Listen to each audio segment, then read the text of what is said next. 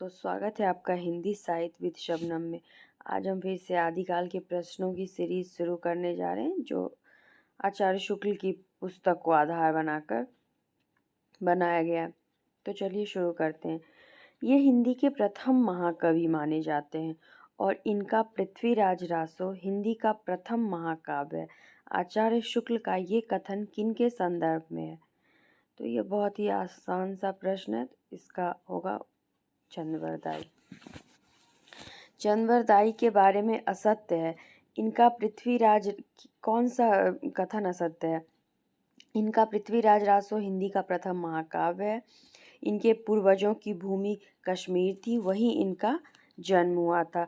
चंद दिल्ली के अंतिम हिंदू सम्राट राजा पृथ्वीराज सामंत और राजकवि प्रसिद्ध थे। इससे इनके नाम में भावुक हिंदुओं के लिए एक विशेष प्रकार का आकर्षण है। रासो के अनुसार ये भट्ट जाति के जगात नामक गोत्र के थे।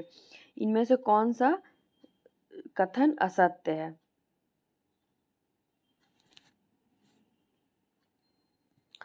तो इसमें दूसरा नंबर जो ऑप्शन है वो असत्य है, क्योंकि इनकी पूर्वजों की भूमि कश्मीर नहीं थी, बल्कि इनके पूर्वजों की भूमि पंजाब थी, जहां लाहौर में इनका जन्म हुआ था।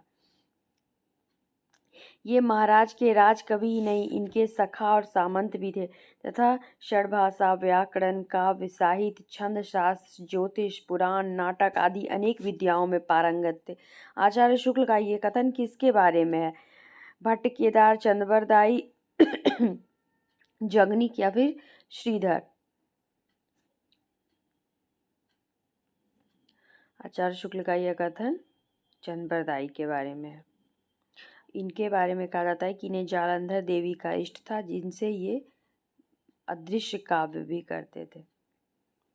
पृथ्वीराज रासो कितने पृष्ठों का बहुत बड़ा ग्रंथ है?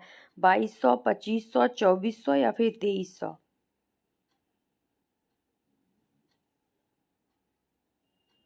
पृथ्वीराज रासो 2500 पृष्ठों का बहुत बड़ा ग्रंथ है, तो ये इसका सेकेंड ऑप्शन होगा। पृथ्वीराज रासो में कितने सर्ग हैं? 67, 57, 69 या फिर 59? सर्ग को समय या फिर अध्याय भी कह सकते हैं। कितने समय या कितने सर्ग हैं? तो पृथ्वीराज रासो में 69 समय है या सर्ग है। ऑप्शन 3। प्राचीन समय में प्रचलित प्राय सभी छंदों का व्यवहार हुआ है। मुख्य छंद है कवित्त, दुहा, तोमर, त्रोटक, गाहा और आर्या। यह कथन किस ग्रंथ के? आचार्य शुक्ल का यह कथन किस रासो ग्रंथ के बारे में? परमाल रासो, पृथ्वीराज रासो, बिसलदेव रासो, खुमान रासो?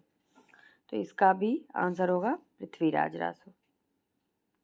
पुस्तक जलहन हथ दे चली गज्जन नृपकाज, रघुनाथ चरित हनुमंत कृत, भूप भोज उद्धरई जिमी, पृथ्वीराज सुजस कवि चंद कृत चंदनय उदधरियतिमी। किस ग्रंथ से है ये? तो ऐसा बोला जाता है कि जो मतलब रासो के अनुसार, पृथ्वीराज रासो के अनुसार, कि जब गोरी शहाबुद्दीन गोरी पृथ्वीराज को कैद करके गजनी ले गया था, तो चंद भी उसके पीछे चले गए थे और वो जाते समय अपने पुत्र जलहन के हाथों में रासो की पुस्तक को उसे पूर्ण करने का संकेत देकर गए थे। तो यही जलहन के हाथों में रासो को सौंपे जाने और उसके पूरे किए जाने का उल्लेख रासो में, तो यही है पुस्तक जलहन हथ दे चली गज्जन नृपकाज। पुस्तक जलहन के हाथ देकर वो चल दिए नृप के काज के लिए, गजनी चले गए थे। तो वही है, गजनी चले गए थे, तो इसी का जिक्र किया गया है। जाते समय पृथ्वीराज के पिता और माता का नाम क्या है? सोमेश्वर, सुंदरी, विजयपाल, कमला, कमलेश्वर कमला या फिर सोमेश्वर कमला?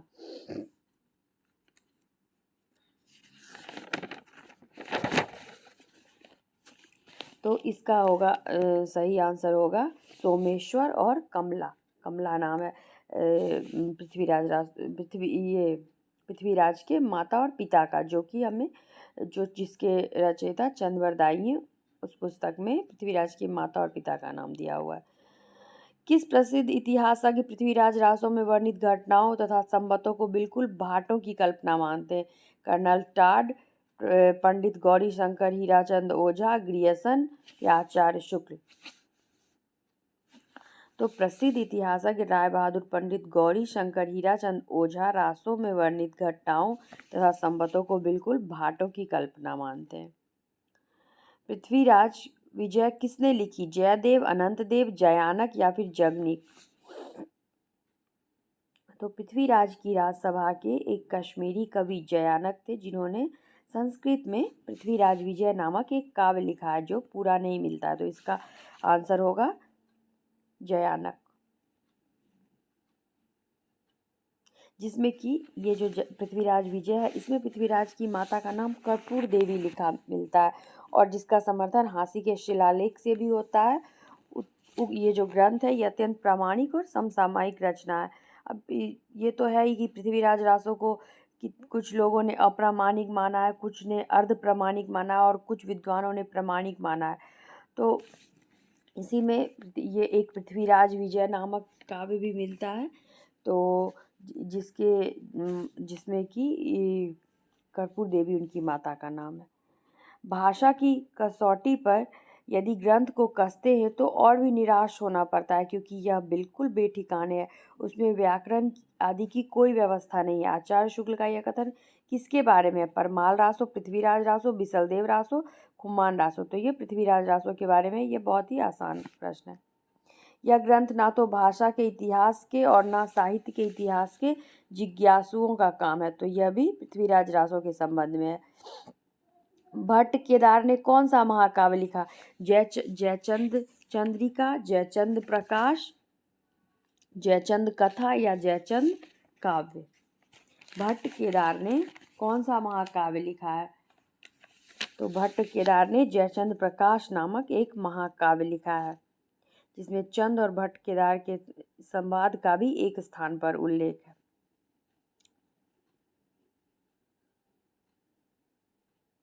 जयचंद प्रकाश। मयंक जस चंद्रिका किसने लिखा है? जयदेव, मयंकदेव, विजयदेव या फिर मधुकर कवि? तो जय मयंक जस चंद्रिका लिखा है मधुकर कवि ने। कालिंजर के राजा परमार के यहाँ जगनिक नाम के एक भाट थे, जिन्होंने महोबे के दो प्रसिद्ध किन वीरों के वीर चरित का विस्तृत वर्णन एक वीर गीतात्मक काव्य के रूप में किया? आल्हा और उदय प्रकाश, आल्हा और उदित, आल्हा और उदल या इनमें से कोई नहीं? तो यह अब हम लोग सब जानते हैं, ये आल्हा और उदल होगा, जिस ऑप्शन 3। और उदल का एक मतलब उदय सिंह थे, जिन्हें हम लोग उदल के नाम से भी जानते हैं। ये एक वीर गाथात्मक काव्य है, जो कि परमाल रासों में ही एक आल्हा खंड नाम से एक सर्व गीतों के समुच्चय को आल्हा खंड कहते हैं, जिसमें आल्हा और उदल की वीरता के गीत गाए जाते हैं। आल्हा गीत कब गाया जाता है? शिशिर, बसंत, बरसात या जाड़ा? तो यह भी बहुत लोगों को पता ही है कि आल्हा गीत बरसात में गाया जाता है। 12 बारिश ले कुकर जिए, ओ 13 ले जिए सियार, बरिस 18 छतरी जिए, आगे जीवन को धिक्कार? किस ग्रंथ की पंक्तियां हैं? पृथ्वीराज रासो, परमाल रासो, बिसलदेव रासो या खुमान रासो? तो ये परमाल रासो की पंक्तियां हैं कि क्षत्रिय जो होते हैं वो 18 वर्ष ही जीते, आगे अगर वो जीते तो उनके जीवन को धिक्कार। इस तरह करके इस पंक्तियों का मतलब। यदि यह ग्रंथ साहित्यिक प्रबंध पद्धति पर लिखा गया था, तो कहीं ना कहीं राजकीय पुस्तकालयों में इसकी कोई प्रति रक्षित मिलती। किस ग्रंथ के बारे में है? तो यह जयमयंक जस चंद्रिका, जयचंद प्रकाश, परमाल रासो या इनमें से कोई नहीं? तो यह परमाल रासो के बारे में है। इसका कोई भी प्रमाण नहीं मिलता है, पर बस इसके बारे में यही कहा जाता है कि साहित्यिक रूप में ना रहने पर भी ये जनता के कंठ में जगनिक के संगीत अनेक मतलब आज तक चली आ रही है। और आज भी लोग आल्हा उदल की जो कथा है उसे आज भी इतना गाते हैं। आल्हा के नाम से बरसात में गाया जाता है। मेघ गर्जन के बीच लोग ढोल लेकर ये मतलब इनके वीर हुंकार की ध्वनि हमें सुनाई पड़ती है, जबकि इसकी कोई प्रतिरक्षित नहीं मिलती। तो ऐसा कहा जाता है कि यह गाने के लिए ही शायद रचा गया था, और इसकी गूंज मात्र आज भी हमें सुनाई पड़ती है। तो बस परमाल रासो के बारे। आल्हा और उदल किस शाखा के क्षत्रिय थे? राठौर, बनौत, बनाफर या चंदेल? तो यह बनाफर शाखा के क्षत्रिय थे। आलाखंड किसने छपवाया था? Charles Elliot, T S. Eliot, Raja Parmar या इनमें से कोई नहीं? तो उस समय फर्रुखाबाद के जो तत्कालीन कलेक्टर थे मिस्टर चार्ल्स इलियट, उन्होंने ही सबसे पहले आलाखंड जो है इन गीतों का एक संग्रह करके छपवाया था। तो ये चार्ल्स इलियट होगा, वो फर्रुखाबाद के उस समय के तत्कालीन कलेक्टर थे। रणमल छंद नामक काव्य किसने रचा? श्रीधर, लक्ष्मीधर, विश्वधर या कुलपतिधर? तो रणमल छंद नामक काव्य जो है वो इडर के राठौर राजा रणमल की उस विजय का वर्णन है, और यह रणमल छंद जो है श्रीधर ने लिखा है, जिसमें उन्होंने जफर खां पर विजय प्राप्त की थी। तो बस यही आज के लिए इतना ही। आगे अब आदिकाल के कुछ प्रश्न रह गए, हम नेक्स्ट वीडियो में देखेंगे। धन्यवाद।